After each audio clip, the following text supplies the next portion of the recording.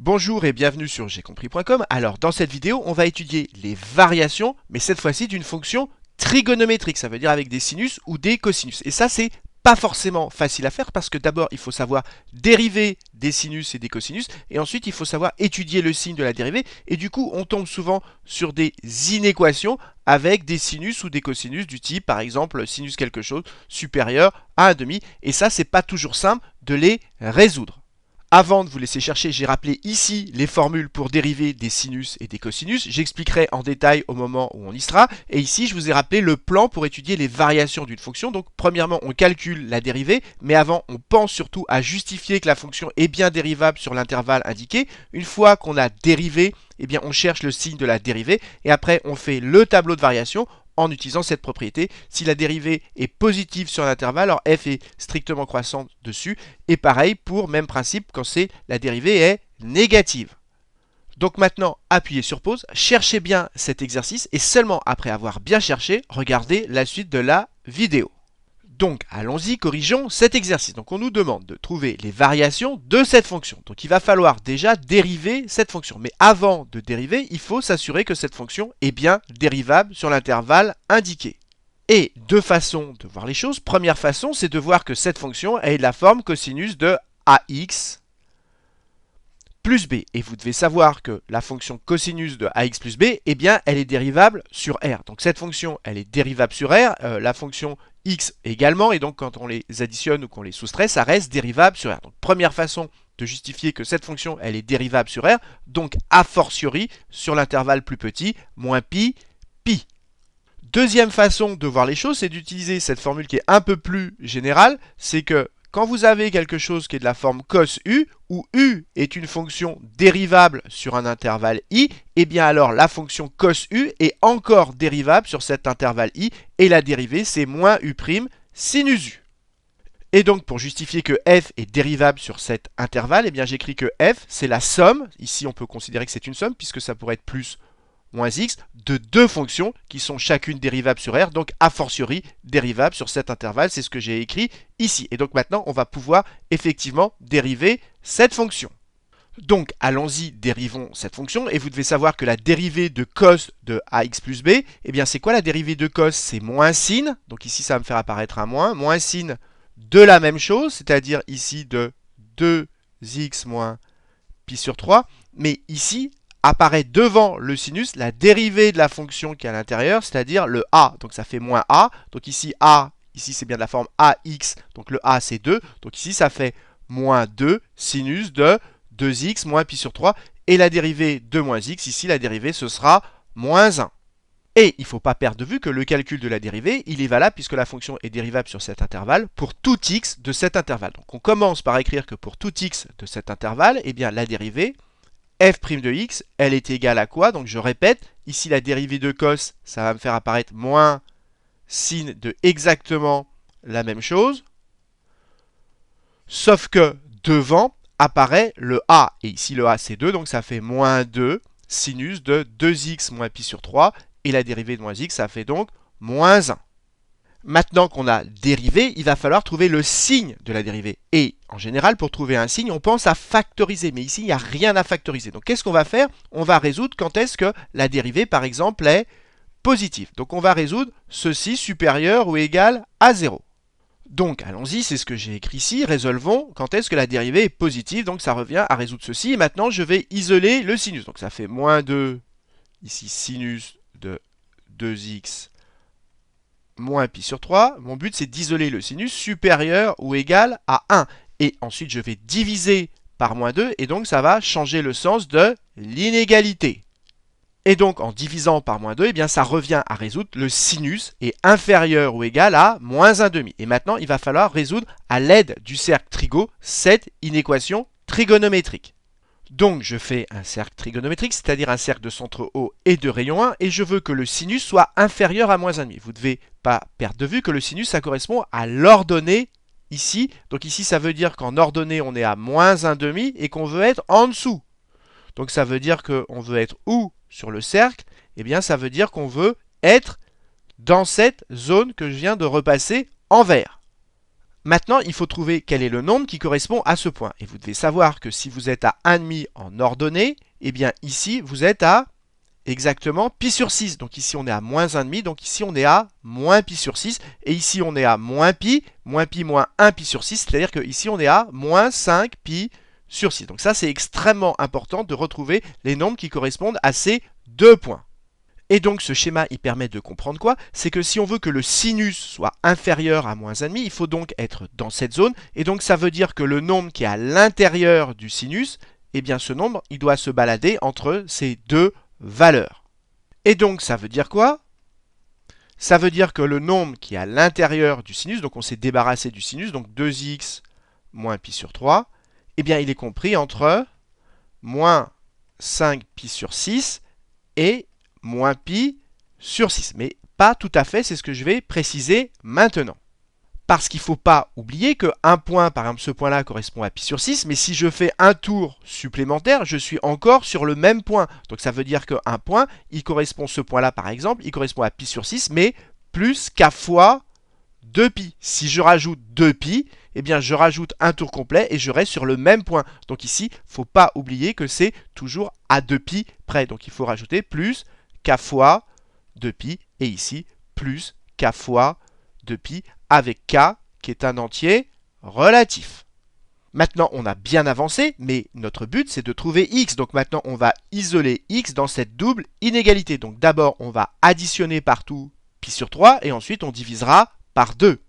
Donc maintenant, je vais additionner partout pi sur 3 pour me débarrasser du moins pi sur 3 ici. Donc ici, je vais faire plus pi sur 3. Et si vous faites le calcul, je vous passe les détails, vous allez tomber sur moins pi sur 2, plus toujours pareil, k fois 2pi, inférieur ou égal à 2x, inférieur ou égal, là pareil, je rajoute pi sur 3. Et si vous faites le calcul, vous n'avez pas besoin de moi pour le faire, vous trouverez que ça fait pi sur 6 plus k fois 2pi.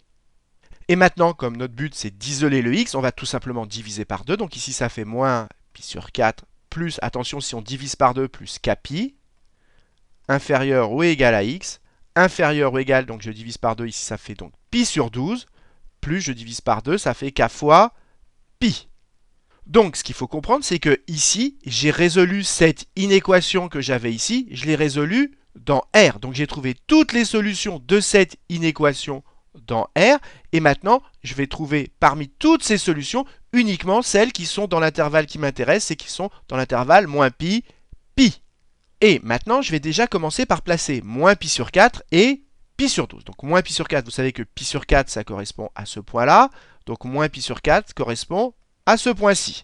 Maintenant, pi sur 12. Alors, je vais partir de pi sur 6. Vous savez qu'à 1,5, ici, on est à pi sur 6. Donc pi sur 12, c'est la moitié. Donc approximativement, pour le moment, ce schéma, il ne me sert pas à faire une preuve, il me sert à bien comprendre ce qui se passe. Donc ici, je place pi sur 12.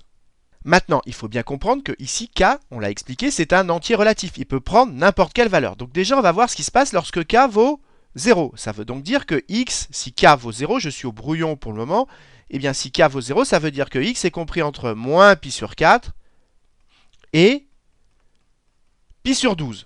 Donc, sur mon cercle trigo, j'assure la zone correspondante, donc de moins pi sur 4 à pi sur 12. Donc, c'est cette partie du cercle qui correspond à moins pi sur 4, pi sur 12.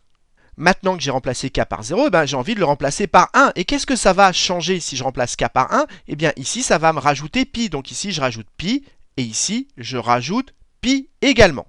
Mais ça signifie quoi de rajouter pi? Ça veut dire qu'on fait un demi-tour. Rajouter pi, puisque un tour complet c'est 2pi, rajouter pi ça fait un demi-tour. Donc moins pi sur 4 plus pi, eh bien je rajoute un demi-tour. Donc ça fait le symétrique par rapport à l'origine. Donc ça me fait ce point-ci. Ici je suis à moins pi sur 4 plus pi. Et vous l'avez compris, pi sur 12 plus pi, pareil ça fait un demi-tour. Et donc on a le symétrique par rapport à l'origine. On a ce point-là, pi sur 12 plus pi. Et donc, ça veut dire que x doit être compris entre ces deux valeurs, donc entre celle-ci et celle-là. Donc, sur le cercle trigo, ça correspond à toutes ces valeurs que je suis en train d'assurer. Maintenant que j'ai remplacé k par 1, je pourrais remplacer k par 2. Mais si je remplace k par 2, je vais rajouter 2pi en partant de moins pi sur 4. Mais si je rajoute 2pi, je retombe au même endroit. Donc, remplacer k par 2, ça ne va pas rajouter de nouvelles solutions sur le cercle trigo. Et maintenant, si je remplace k par 3, ça veut dire que je vais prendre moins pi sur 4 et je vais lui rajouter 3pi. Mais 3pi, rajouter 3pi ou rajouter pi, c'est pareil parce que c'est un nombre impair de pi, donc ça fait tout simplement un demi-tour. Et donc, vous avez compris que je rajoute k égale 2, 4, 8, etc., un nombre pair, eh bien, ça ne va rien changer, je vais rester dans cette zone. Et si je remplace k par un nombre impair, eh bien, je resterai dans cette zone. Donc, en fait, j'ai trouvé toutes les solutions. Ici, j'ai représenté toutes les solutions de cette inéquation. Maintenant que sur le cercle, on a représenté toutes les solutions de cette inéquation, eh bien, on va garder uniquement celles qui sont dans l'intervalle qui nous intéresse, de moins pi à pi. Donc, moins pi, ça correspond à ce point-là. Donc, je pars de moins pi et je vais tourner pour aller jusqu'à pi et je vais regarder quelles sont les solutions. Donc, on y va. Donc, on part de moins pi, mais attention, moins pi, c'est exclu. Et dès le départ, je pars d'une zone de solution. Donc, de moins pi à la valeur qui est là, eh bien, ce seront des solutions. Mais comme ici, je suis à pi sur 12, et qu'ici, on est au symétrique par rapport à l'origine, ici, on est donc à moins 11 pi sur 12. Au passage, ici, que j'écrive moins pi ou moins 12 pi sur 12, c'est la même chose. Donc, si ici, on est à moins 12 pi sur 12, ici, on a avancé de 1 pi sur 12, donc on est à 1 de moins, on est à moins 11 pi sur 12. Donc, sur cette zone, ce sont des solutions. Donc, de moins pi à moins 11 pi sur 12, j'ai des solutions. Puis ensuite, ce ne sont plus des solutions. Et ensuite, je récupère des solutions à partir de moins pi sur 4. Donc ici, je mets union. De moins pi sur 4 jusqu'à combien? Jusqu'à pi sur 12, j'ai des solutions. Et ensuite, je sors, je n'ai plus de solutions. Et ensuite, je récupère des solutions à ce niveau-là. Mais ici, je suis à combien? C'est le symétrique de ce point-là par rapport à l'origine. Donc ici, on est à moins pi sur 4. Donc ça veut dire qu'ici, on est à pi sur 4, 2 pi sur 4. Ici, on est donc à 3 pi sur 4. Donc on récupère des solutions à partir de 3 pi sur 4. Et jusqu'où? Eh bien, jusque là, puisqu'on s'arrête. Ici, on va s'arrêter à pi. Et donc voilà, j'ai trouvé toutes les solutions de cette inéquation, mais cette fois-ci sur l'intervalle moins pi, pi. Et maintenant, il n'y a plus qu'à conclure, comprendre ce qu'on a trouvé ici. Eh bien, ce sont les solutions de cette inéquation, c'est-à-dire quand est-ce que la dérivée est positive, mais sur cet intervalle. Et donc, on a démontré que sur cet intervalle, la dérivée est positive. Ici, autrement dit, sur ces intervalles, eh bien, la fonction est croissante. Et sur le reste, la fonction est décroissante. Et donc maintenant, on va pouvoir tout simplement conclure et faire le tableau de variation. Donc, j'ai commencé à dresser le tableau de variation de moins pi à pi. J'ai remis toutes les valeurs qu'on a trouvées là. Et donc, qu'est-ce qu'on a démontré? Que la dérivée est positive sur ces intervalles. Donc, de moins pi à moins pi sur 12, la dérivée est positive. Ici, elle est positive et ici, elle est positive. Donc, ça s'annule ici, ça s'annule là, ça s'annule ici, ça s'annule ici. Et donc, dans les autres intervalles, c'est donc négatif. Et donc, sur cet intervalle, la fonction est croissante. Ici, elle est décroissante, croissante, décroissante et enfin croissante. Et pour vérifier qu'on ne s'est pas trompé, je vous conseille très fortement de tracer la courbe pour voir si c'est cohérent. Et regardez ce qu'on obtient. Donc on obtient cette courbe et regardez, ça paraît bien cohérent. Elle est croissante ici sur un intervalle qui est assez court, de moins pi à moins 11 pi sur 12. Ensuite, elle décroît jusqu'à moins pi sur 4. Ensuite, elle croît. Ici, on n'est pas très loin de 0, on est à pi sur 12. Et ensuite, elle décroît à nouveau jusqu'à cette valeur, 3 pi sur 4. Et ensuite, elle est à nouveau croissante jusqu'à pi. Donc on obtient bien quelque chose qui semble cohérent avec notre tableau de variation. Donc voilà, cette vidéo est maintenant terminée. J'espère qu'elle vous a permis d'être plus à l'aise pour étudier une fonction trigonométrique. Et cet exercice est un exercice difficile. Donc si vous avez eu du mal à le faire, c'est tout à fait normal. Mais ce que je vous conseille comme d'habitude, c'est de le refaire, mais cette fois-ci sans regarder la correction pour être sûr de le maîtriser parfaitement. Et comme d'habitude, si vous avez apprécié cette vidéo, n'hésitez pas à la partager et à la liker.